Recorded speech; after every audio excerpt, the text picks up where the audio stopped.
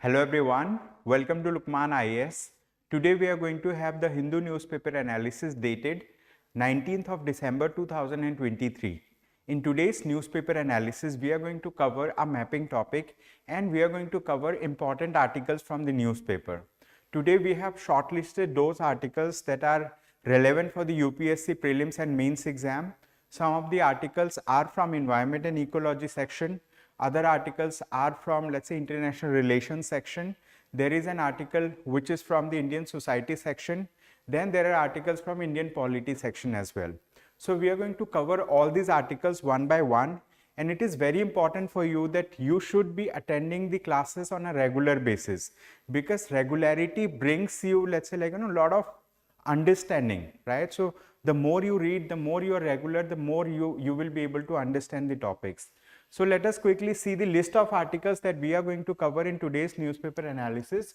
So these are the articles that we will cover, and as part of the mapping topic, we are again going to look into the Red Sea region. Okay, why? Because it is continuously in news, so it is important that you learn about it, you revise, so that like you can solve questions whenever a question is asked in the prelims exam. So with this, let us now understand about Red Sea. So as we know, Red Sea is located in the, let's say, like western part of the globe. It is near the, let's say, like Middle East region. So let's understand where is Red Sea located. So this is the location of the Red Sea. On one side of Red Sea, right, on the right side of Red Sea we have Asia. On the left of the Red Sea we have Africa, right? So the thing is, right side Asia, or like this is Arabian Peninsula to be precise. So this region is known as Arabian Peninsula, and the western region is known as Horn of Africa. So we are going to locate important places in the Red Sea region. Okay, we are going to locate very important regions in the Red Sea region. So the thing is, where the Red Sea starts from the Bab el Mandeb Strait. So as we have discussed, let's say yesterday, we have discussed about day before yesterday, we have discussed about features nearby this region. So Strait of Bab el Mandeb is a narrow channel of water that connects two water bodies. On one side we have Gulf of Aden, on the other side we have Red Sea. Okay, so this is Strait of Bab el Mandeb. So this is the location. And if we talk about the land masses to the east and west of Bab el Mandeb, so to the east of it we have the Yemen, and to the west of it we have Djibouti. Okay, this is Djibouti. Djibouti is a very small African country. It is located in Horn of Africa. And from Djibouti, let's say government of India, right, have conducted some kind of evacuation exercise.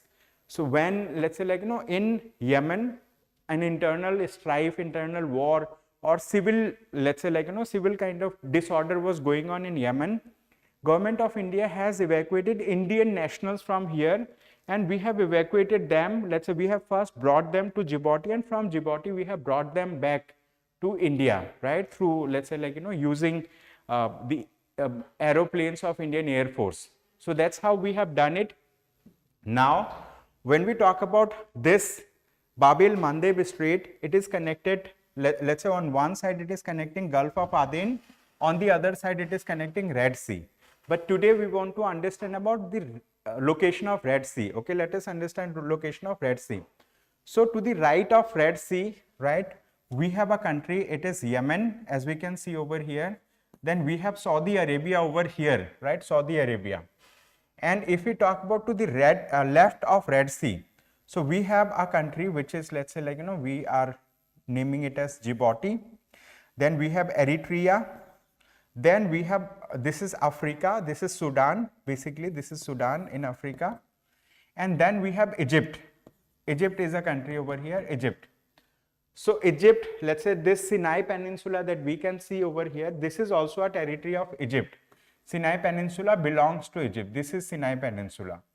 And to the right of Sinai Peninsula, we have Gulf of Aqaba, right? This is Gulf of Aqaba. This Gulf of Aqaba, let's say, like shares its border with Saudi Arabia, it shares its border with Sinai Peninsula, which is part of like Egypt. It shares its border with Jordan, and also it shares its border with Israel. That's the thing. So Gulf of Aqaba is also a very important region, right? Then if we talk about Sinai Peninsula, to the right of Sinai Peninsula, we have Gulf of Aqaba. To the left of Sinai Peninsula, we have Gulf of Suez. Okay, this is Gulf of Suez. And here we have Suez Canal. This Suez Canal is a man-made canal, right? So people have created this canal, and because of Suez Canal, let's say the traffic through the sea routes have become an important aspect, because like this allows many of the maritime ships, it allows cargo ships to pass through it easily. Okay, this is what it does. So this is the thing. So we have located the names of countries that surround the Red Sea. We have also seen some important regions like Gulf of Aqaba, Gulf of Suez, Sinai Peninsula. To the south, we have Strait of Bab el-Mandeb, and we have seen Gulf of Aden also. So recently, why it is in news? Because the thing is, in Red Sea, whichever ship was passing through, right, from Yemen, there is a group, rebel group, it is known as Houthis.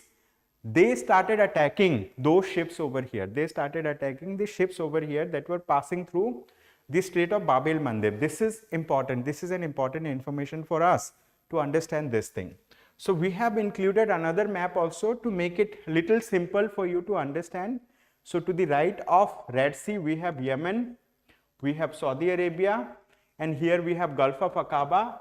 Here we have Jordan, we have Israel, right? We have Egypt, we have Sudan, we have Eritrea, and we have Djibouti also.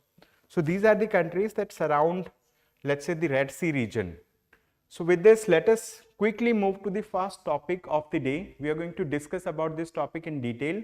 What is the name of the topic? It says, what does COP28 mean for cities? So today we are going to understand about the Conference of Parties 28. As we know that Conference of Parties are, let's say, like, kind of summits. These are environmental summits that happen every year. And the Conference of Parties happen to the United Nations Convention on the, right? So this is UNFCCC. It happens United Nations Framework Convention on Climate Change, right? So Conference of Parties happen to the United Nations Framework Convention on Climate Change. This is important for us to understand. So we are going to understand some of the important features of the UNFCCC, right? So let's quickly understand about this.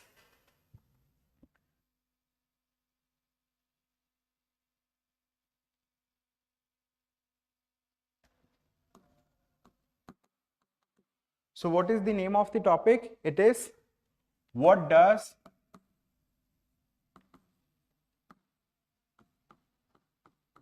COP28, what does COP28 mean for cities?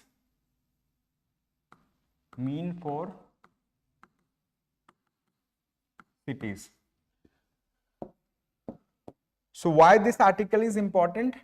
This article has relevance, right? This article has relevance with GS paper 3 of the mains exam. Okay, it has relevance with GS paper 3 of the mains exam.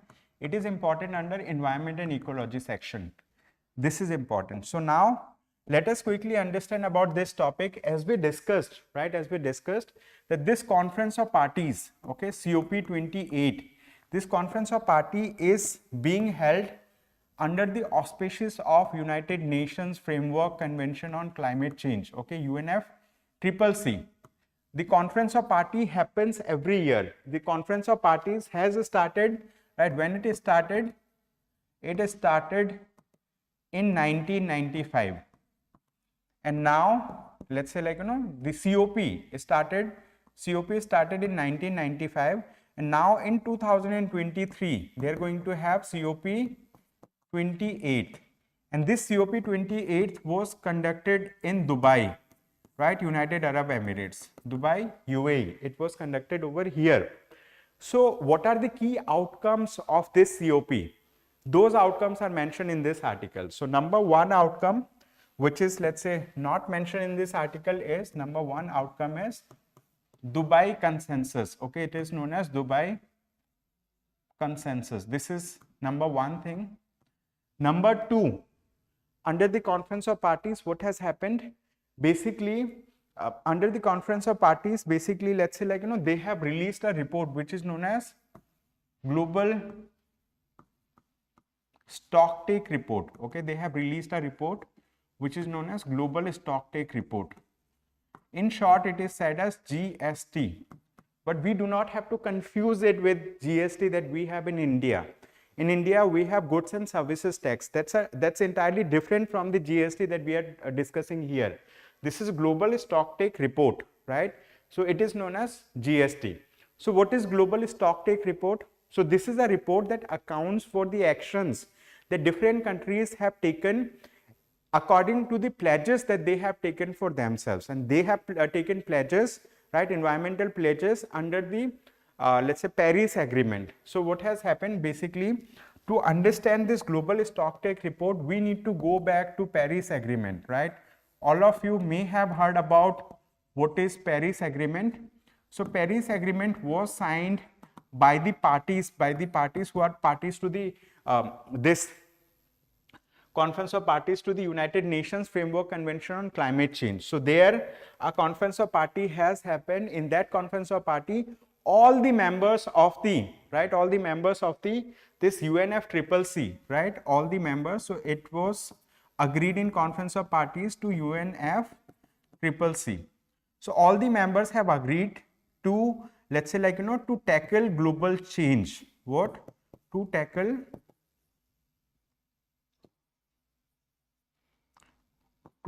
basically global warming, okay, to tackle global warming. As we know that global warming is happening because of emission of greenhouse gases, and greenhouse gases are being emitted by different countries, right, in their economic pursuit. So basically, right, we use transportation, right, we utilize, let's say, electricity. So for generation of all these energy, we use fossil fuels, and fossil fuels are one of the biggest sources of emission for greenhouse gases. Fossil fuels lead to, let's say, like, like release of carbon dioxide, carbon monoxide, methane. So these are greenhouse gases, and if the constituents of these greenhouse gases increase, right, in the atmosphere, what happens? The global warming increases, because these greenhouse gases like CO2, they have the potential of trapping the heat waves. Okay, what they do, they trap heat waves. Let's say this is the earth, right? On the top of the earth we have, let's say, an envelope of gases. These envelopes surround the earth, right? So this envelope of gas, this surrounds the earth, and this envelope of gas has many different type of gases, carbon dioxide, carbon monoxide, etc., right, chlorofluorocarbons. So they get trapped in the atmosphere, and that's why the atmosphere gets warmed up. So it is called as global warming. So under the Paris Agreement, what different countries have agreed? They have agreed that we are going to not let global warming go beyond a certain desired level. So the target one, the first target is to keep the global warming well below 1.5 degrees centigrade as compared to pre-industrial level, okay? And if, as far as practicable, if this does not happen, in that case we will definitely keep it below 2 degrees centigrade, let's say, like, as compared to pre-industrial level. So pre-industrial level means in 1850 around, what was the global temperature?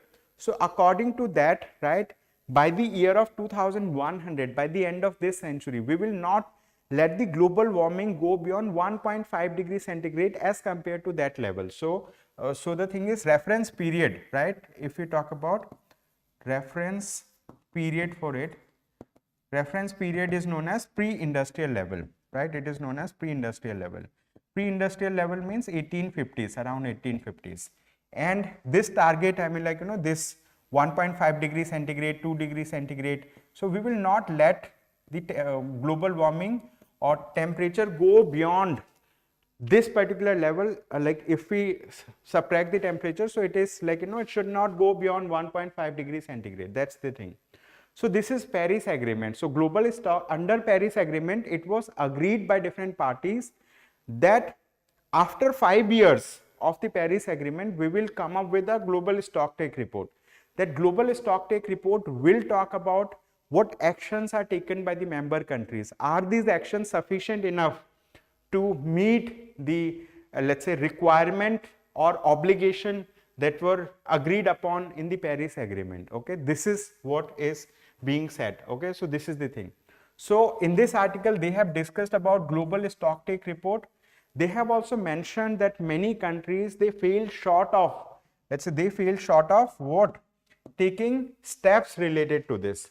So global stocktake report has been mentioned, and here they have mentioned about another important aspect, right? Another important aspect, which is known as loss and damage fund. What? Loss and damage fund. So loss and damage fund has been operationalized. What has been done? This loss and damage fund has been operationalized. Means this loss and damage fund has received funding for the first time. What is the purpose of the loss and damage fund? Basically, in the loss and damage fund, different countries are going to contribute funding. They are going to contribute money, and this fund will be utilized, right, for multiple purposes. One of the purposes that because of climate change, let's say like, if climate change happens, climate change is already happening. So because of climate change, what happens? Climate induced disasters happen, right? Climate induced natural disasters happen. And because of these natural disasters, loss and damage happens. Like, people lost lives of their relatives or their family members, and there are damage of properties happens. So if in case this happens, in that case, this loss and damage fund, right? This loss and damage fund, the money from the loss and damage fund will be utilized, right? This will be utilized as a compensatory measure. Okay, it will be utilized as a compensatory measure. Means people will be compensated through this loss and damage fund. And not only this, this is something means like, after a damage happened, after let's say a climate induced disaster happens anywhere in the earth, let's say recently in India, in Sikkim, we have seen glacial lake outburst flood. Okay, this is known as glacial lake outburst floods has happened. This is also a climate induced disaster. So if anything of this sort happens, then the loss and damage fund will be operationalized, and money from here will be utilized for compensation purposes. So this has been, let's say like, operationalized this time. So this is a good initiative. Now here we need to understand another important factor, right, of this, let's say this COP. In COP 28, what happened? Recently they have, let's say like, another important factor of this is that they have recently convened, let's say like, there was meeting of the city dwellers, there was meeting of the city level ministers. Okay, so this particular meeting convened urban development. So they had ministers of housing and urban development, ministers of housing and urban development, environmentalists,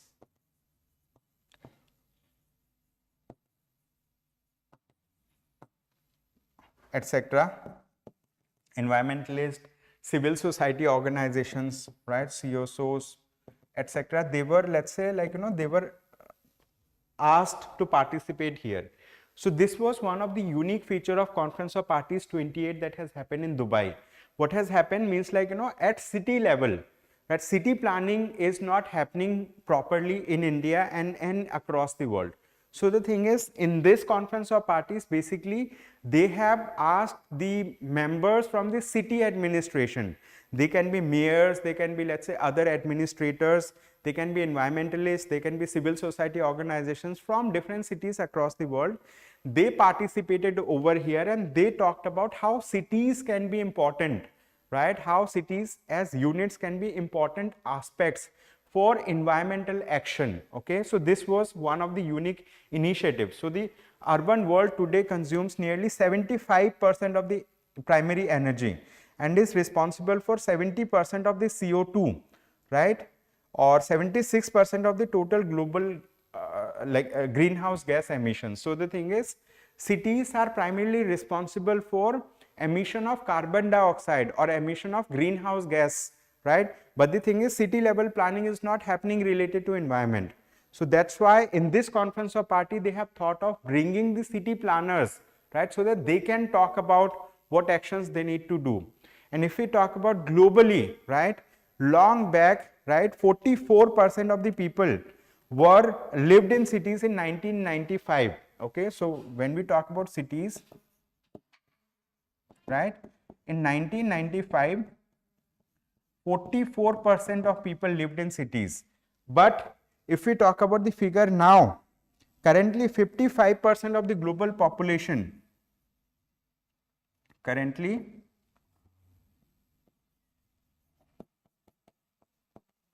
55% of the global population live in cities. That's the thing, okay? They live in cities. So cities are important aspects. So in this article, basically they have discussed the role of cities, what cities are doing, right? And cities have been asked to participate in the climate negotiations at this time, right? So this was an important deviation and an important development also from the previous conference of parties. Now let us talk about another article. This article says understanding value investing, how it works and brings in profits. Okay, this is a very, very important and interesting topic from Indian economy. Okay, it's a very interesting topic. So let's quickly understand this topic. It says understanding value investing, right? Understanding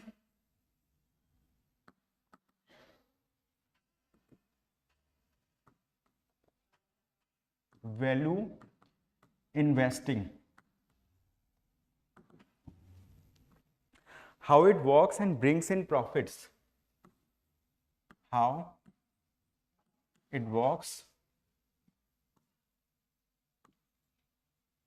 and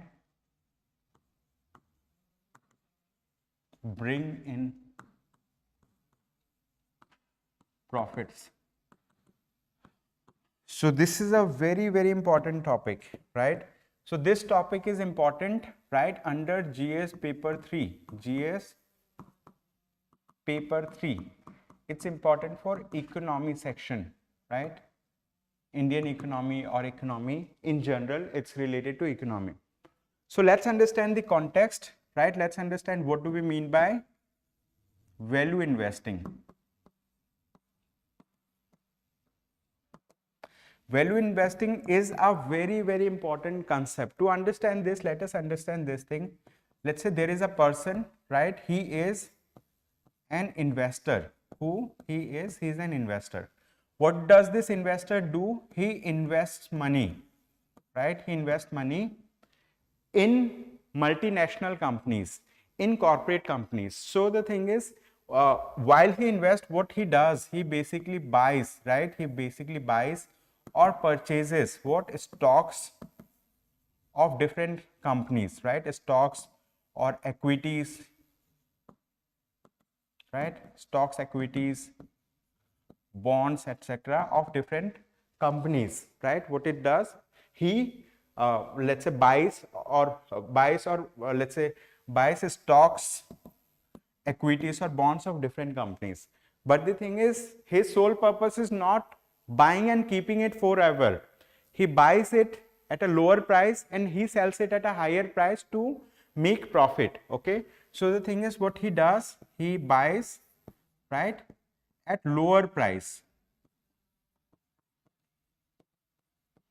and he sells it at higher price.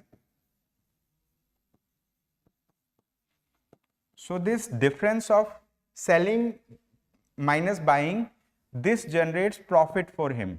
What? This generates profits for him.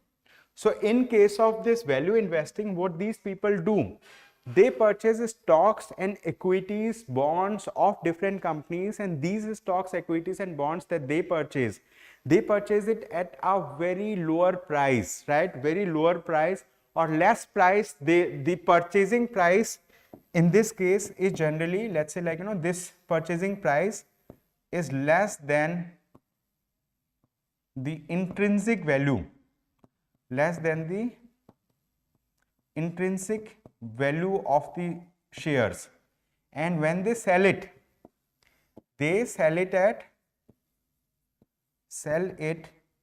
at or above intrinsic value, okay, above intrinsic value. That's the thing. So this is known as value investing.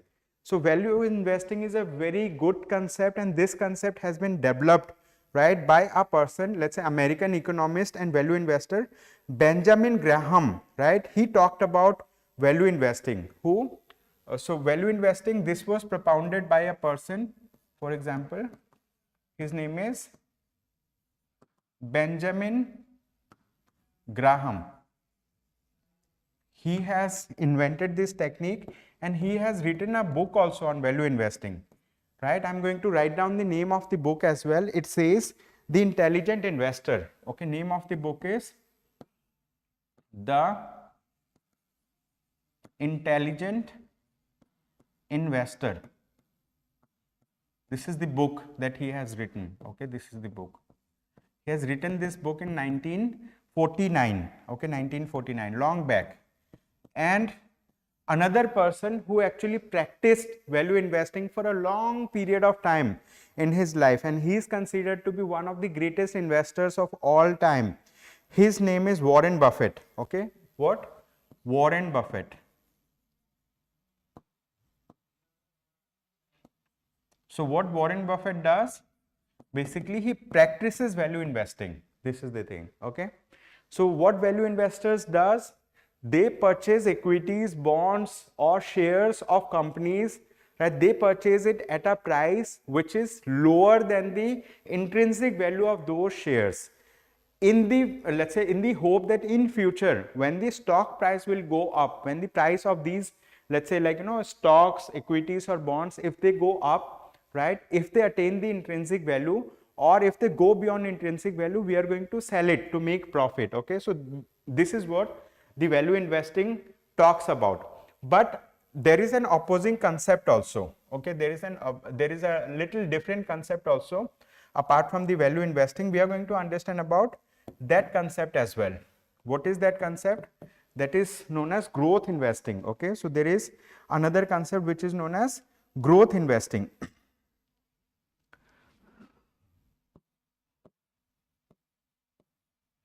That's known as growth investing.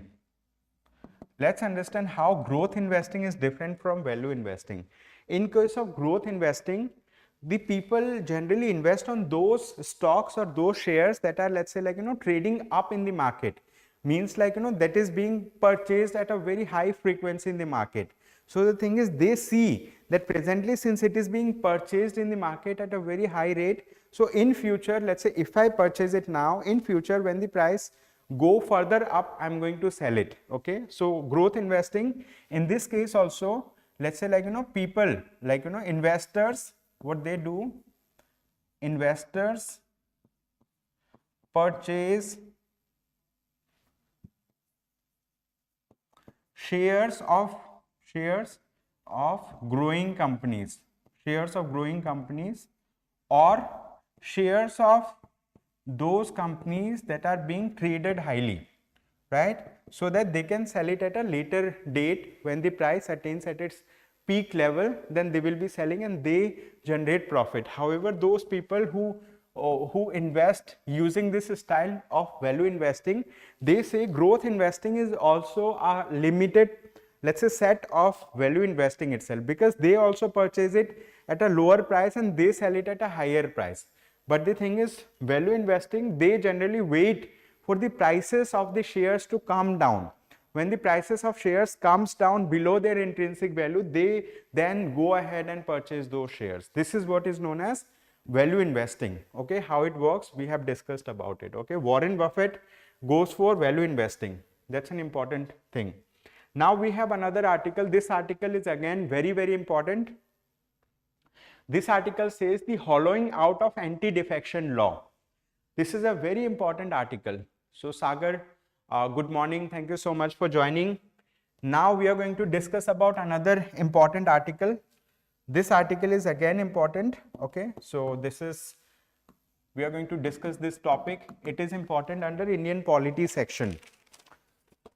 So through this article, we are going to discuss about the anti-defection law. Okay, anti-defection law. So it says the hollowing out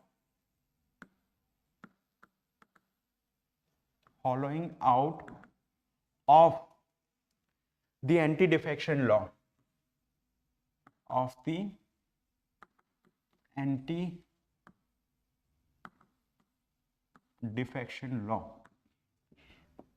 So let's discuss about the anti-defection law.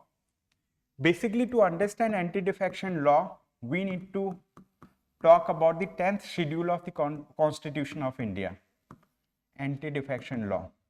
So anti-defection law is mentioned under which and under what? It is mentioned under 10th schedule of the Constitution of India. 10th schedule of the Constitution of India.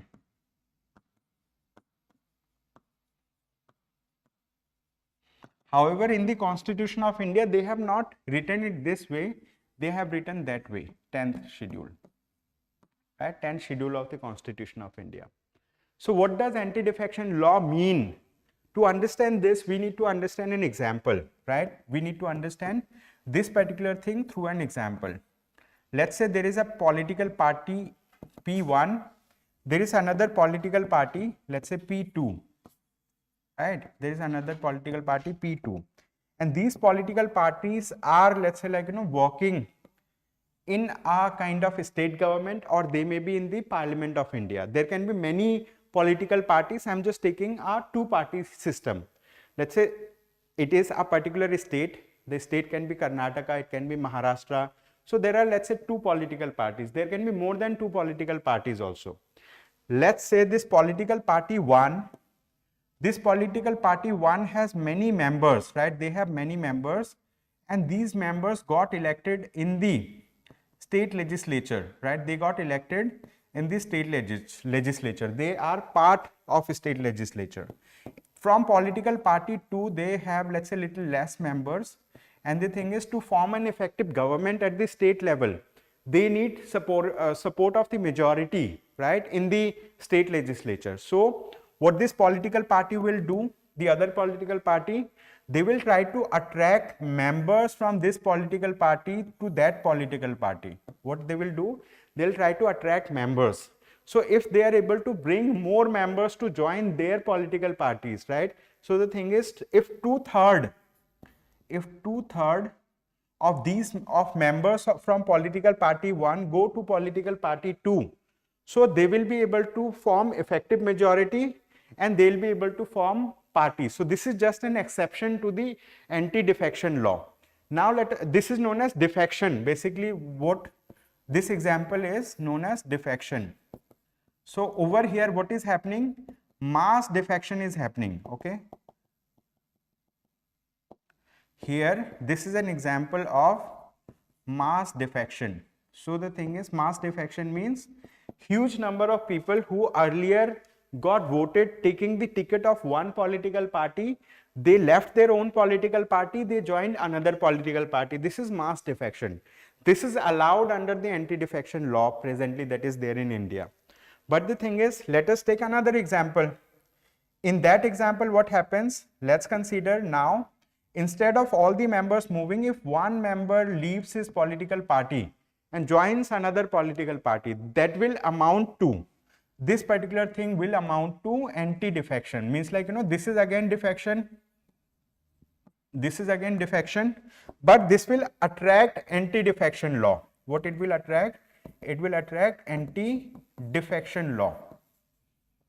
Anti-defection law. So anti-defection law says, if a person joins any particular political party by taking their ticket, and after joining the, let's say, legislature from a particular political party, if they leave that party and join some other party, so they are defecting. In that case, anti-defection law prohibits this. Anti-defection law prohibits this, and how it prohibits? Basically, the speaker, right? Speaker of the that house of legislature. It can be state legislature, it can be the parliament.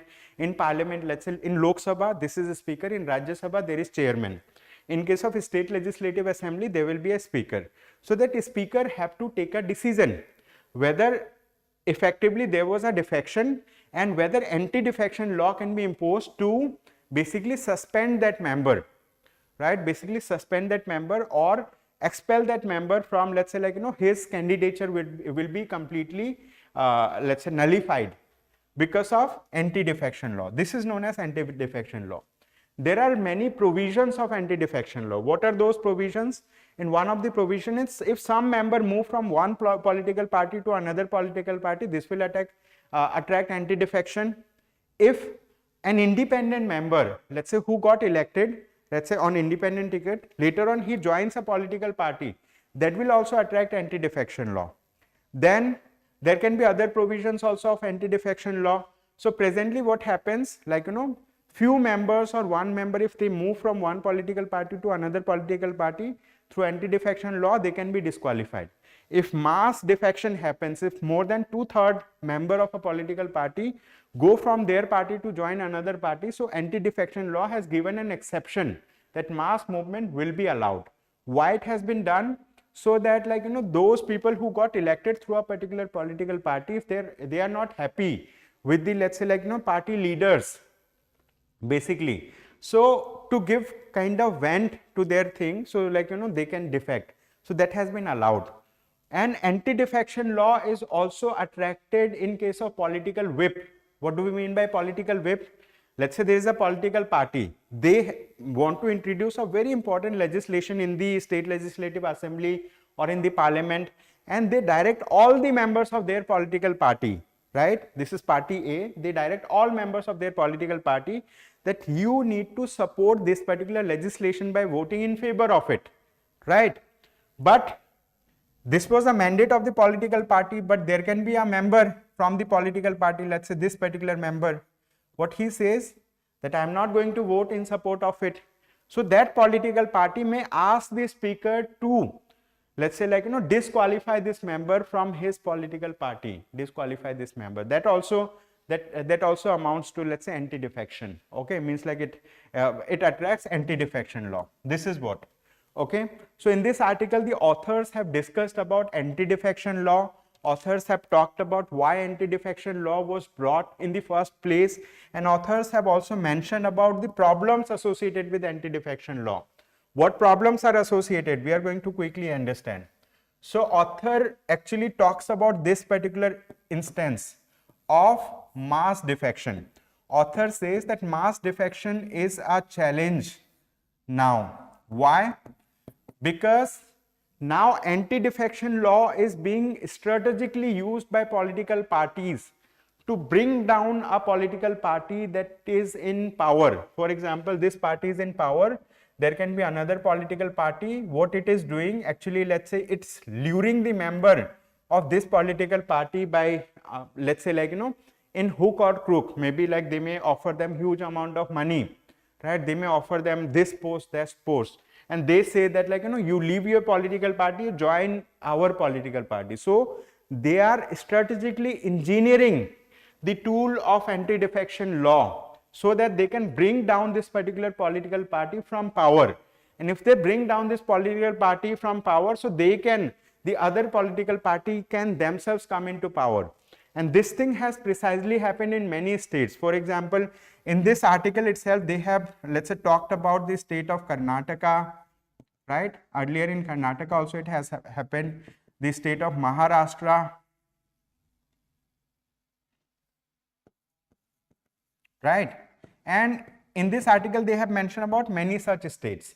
So basically, author finally says that the merger exception should be deleted from the 10th schedule. Author says that the merger exception that is there, okay, the merger exception must be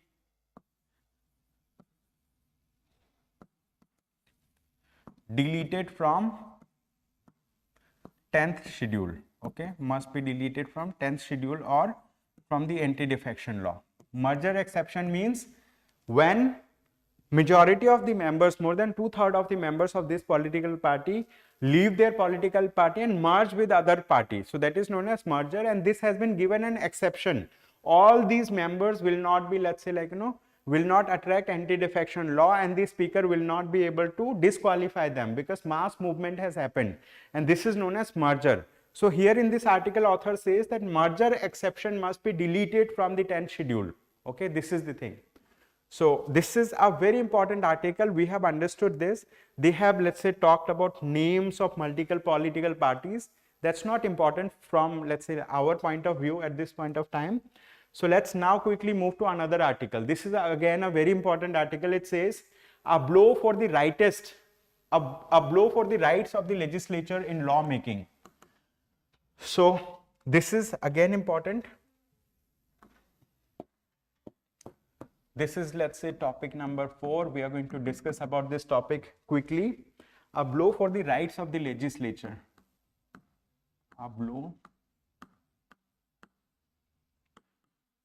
for the rights of the legislature. A blow for the rights of the legislature in lawmaking.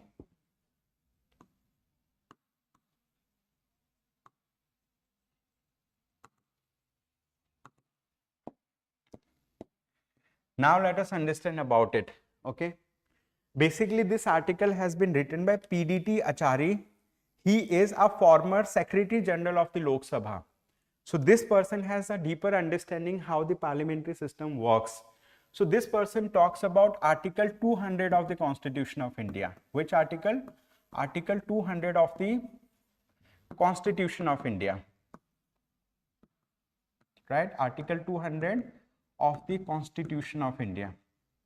Why this article is important?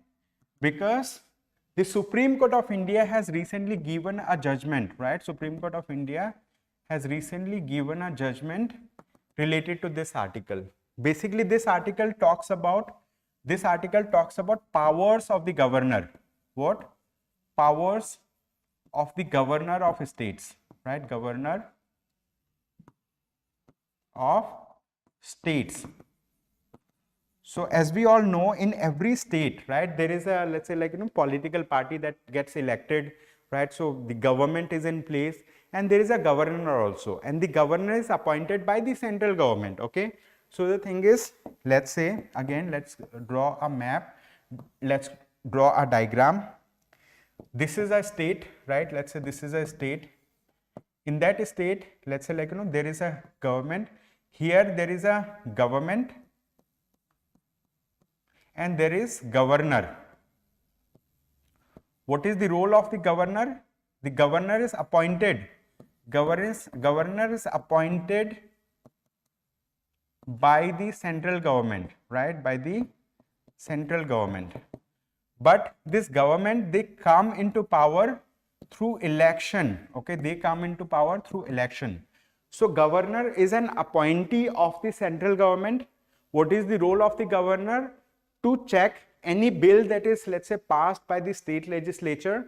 That bill will be checked by the governor whether this bill is constitutional or not, because governor is considered to be a person for the president of India, because president of India is, let's say, like, considered to be the let's say, de jure head of the state. So on behalf of the president of India, governor of India generally, let's say, passes the bills or rejects those bills that are, let's say, like, that are passed through the state legislature. So state legislature, it can have single house, which is a state legislative assembly. It can have two houses, a state legislative assembly and a state legislative council. In case it has two houses, from both the houses the bill has to be passed. After it is passed from both the houses, later on it will come to the governor. And the governor has been given authority under Article 200 of the Constitution of India to take decision on those bills. What authority does the governor has? We are going to discuss about this. So generally the governor has been given multiple, let's say, like, governor has multiple roles related to this. Number one, he can give his assent to the bills. What? He can give the assent to the bill.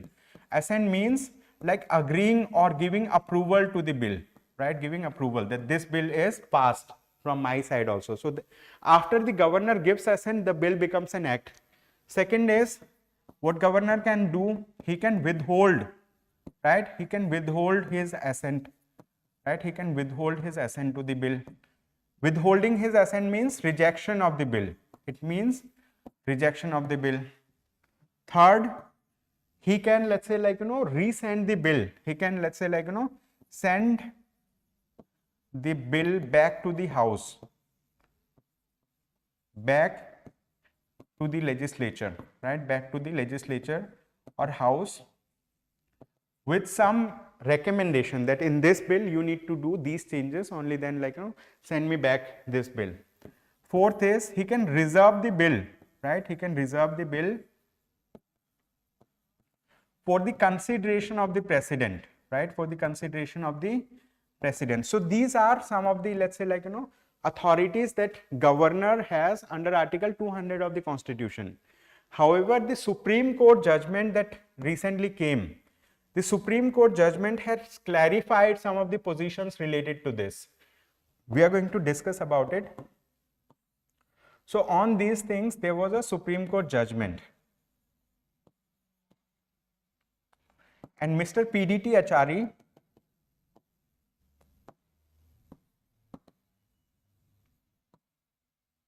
right, the person who has written this article has clarified about this judgment, that what the Supreme Court of India has said.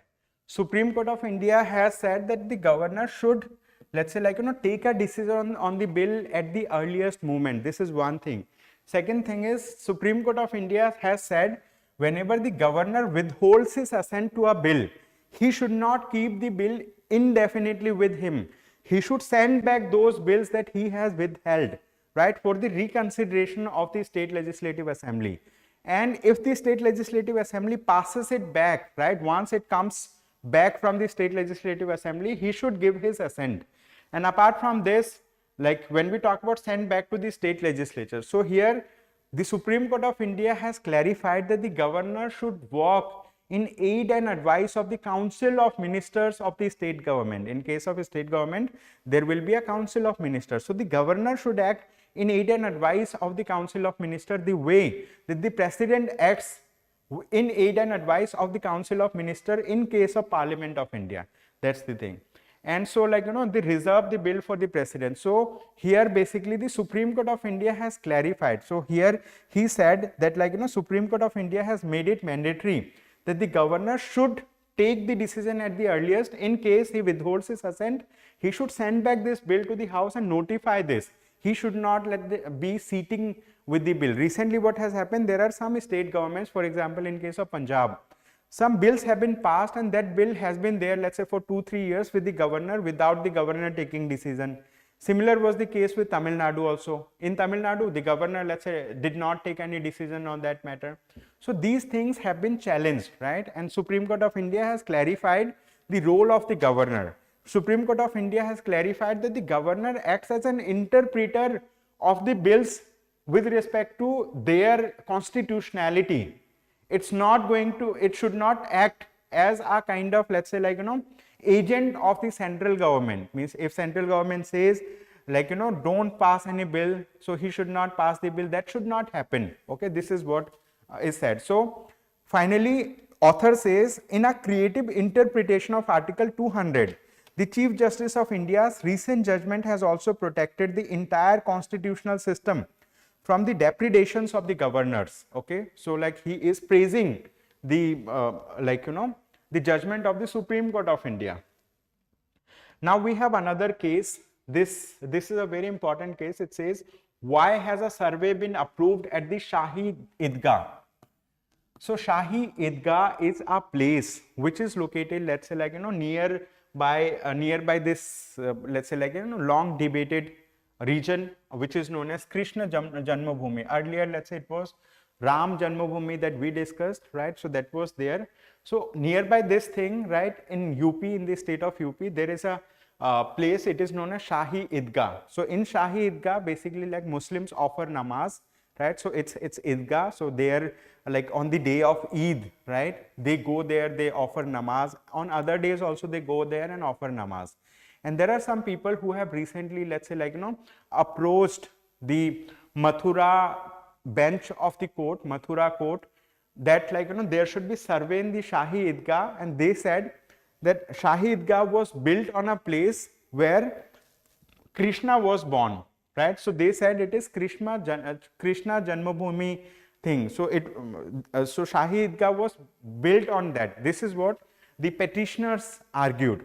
Why petitioners argued? Petitioners said that, like, earlier there was a Krishna Deva temple, and this temple was destroyed on the orders of Mughal Emperor Aurangzeb in 1670, right? So they approached the this court, means like Mathura court, and from Mathura court the Allahabad High Court has transferred the case to itself, and from Allahabad High Court there was a judge. That judge has allowed a survey to happen in Shahi Idgah. But what is the matter over here? The matter is, let's say, like in India there is an act, it is known as the Places of Worship Special Provisions Act 1991, and this Places of Worship Special Provision Act prohibits changing the character of any place of worship as it existed on August 15, 1947. So this act that was passed in 1991, in that act it is clearly mentioned that all those places of worship in India, no matter which faith they are worshipping, I mean, like, there can be people who are Muslims who are, let's say, praying, like offering namaz. There can be people who are Hindus who are, let's say, like, praying in temple, or and there can be people who are from, let's say, Christians, they may be offering their way of prayer, right? So there can be any places of worship. So whatever was the nature of the places of worship that existed on August 15, 1947, and after that, those, let's say, like, there should not be any alteration in the, let's say, like, there should not be any changing in the character of any places of worship. That's the thing. So this act actually prohibits that. And recently, related to Ram Janmabhoomi case, what has happened?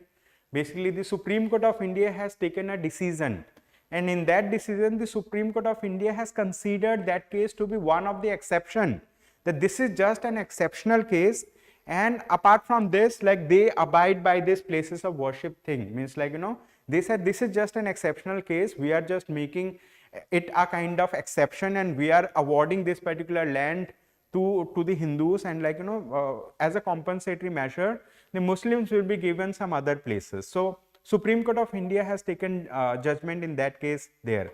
But this particular case which has recently opened up, right, and these people, the petitioners, have reached the Supreme Court of India by arguing that, like, they should not conduct any kind of, let's say, survey over here, because this has been a, let's say, mosque, this has been an Idgah, like, Muslims have been worshipping here, like, before independence also, and it should be kept as it is. However, the Supreme Court court judge basically said, like, don't worry, I mean, let the survey happen. If they take any adversary decision, in that case you can approach us and we are going to take a decision in that matter. Okay, so even Supreme Court of India has allowed the Allahabad High Court to go ahead with this thing. Then at last we have another topic. It says Omnibus Telecom Bill in Lok Sabha, legislation to streamline regulation. All right, so here a new bill has been introduced in the Lok Sabha, and it is known as the Telecommunication Bill 2023, right? It has been introduced in the Lok Sabha, and this is a bill which is going to, let's say, alter, right, which is going to alter another act which is known as the Telegraph Act of 1885. So far we have been working on the let's say, like, in India, related to telecommunication, the Telegraph Act was in place of 1885. It's been 138 years then that act has been in place, but there have been multiple amendments in that particular act. But now the government of India has come up with the Telecommunications Bill 2023. It's going to replace this thing. And why it is needed? Because, like, the nature of communication in India has changed altogether. right? So not only in India, across the world there have been multiple innovations, and because of which the nature of communication that happens, right, it has changed, and nowadays communication is happening through different medium altogether. So like, you know, they have come up with this. So here this like they introduced this legislation to streamline the regulation related to telecom sector basically. So much is not given in this article, right? So maybe in future there will be other articles also. Then we have another article. It says North Korea test fires its most advanced ICBM. ICBM means intercontinental ballistic missile with US in range. So as we know, Korean Peninsula, right? If we talk about Korean Peninsula, so on the north side we have North Korea, on the south side we have South Korea, right? South Korea. North Korea is a dictatorial regime. It is let's say ruled by a dynastic family, and now Kim Jong-un is the ruler of North Korea. And many people across the world, they think that in North Korea they do not have the freedom of speech and expression for the people. It's not a democracy. It's a kind of, let's say, communist regime, deeply communist, and it's, let's say, monarchy, or let's say a kind of monarchy is working over there. And they have recently tested intercontinental ballistic missiles. And this intercontinental ballistic missile has a range up to US also, means like US comes in range of it. If they want to target the US, they can target from here and they will be able to launch it on US. So North Korea test fired its most advanced intercontinental ballistic missile that has the potential to reach US, exceeding a record-breaking number of weapons tests this year. Means this year North Korea has done huge number of testing of ballistic missiles of different kind of let's say satellites, or they are known as reconnaissance satellites, right? So that's why North Korea is in news. Now we have another last article. It says BP suspends Red Sea shipping transit after attacks by Houthis. So we discussed in the beginning the map of the Red Sea. We discussed map of the Red Sea. So Red Sea is a region. Let's say to the north of it we have Sinai Peninsula, to the right of it we have Gulf of Aqaba, to the left of it we have, let's say, Gulf of Suez or Suez Canal, and to the south of Red Sea we have the Strait of Bab el-Mandeb. And on one side of Red Sea we have Arabian Peninsula, the eastern side, and the western side of it has Horn of Africa or African countries. It has Egypt, it has Eritrea, it has Djibouti. To the eastern side there is, let's say, Saudi Arabia and Yemen. So in Yemen, let's say there is a rebel group, it is known as Houthis, and Houthis are backed by Shia militia, it's backed by Iran, right? So what Houthis have started doing, Houthis is a group of armed personnel. So they generally, let's say, like, you know, they are attacking on all those ships that are passing through Red Sea. And yesterday we discussed about two, let's say, the biggest companies in the world, shipping companies. They have also suspended their operation over Red Sea. And now the British, let's say, like, you know, this British energy giant, which is known as British Petroleum, they have also suspended their operations, right, at Red Sea. Okay, why? Because of security issues. All right, so this is the thing. And why Houthis are doing this? Because Houthis are supporting the Palestinians from here. They don't want Israel to carry further, let's say, its attack on Palestine or on Gaza Strip. And so they want to give a message related to this. So that's all from my side for the day. Thank you so much everyone for attending today's session. I hope you have a good day ahead. Thank you.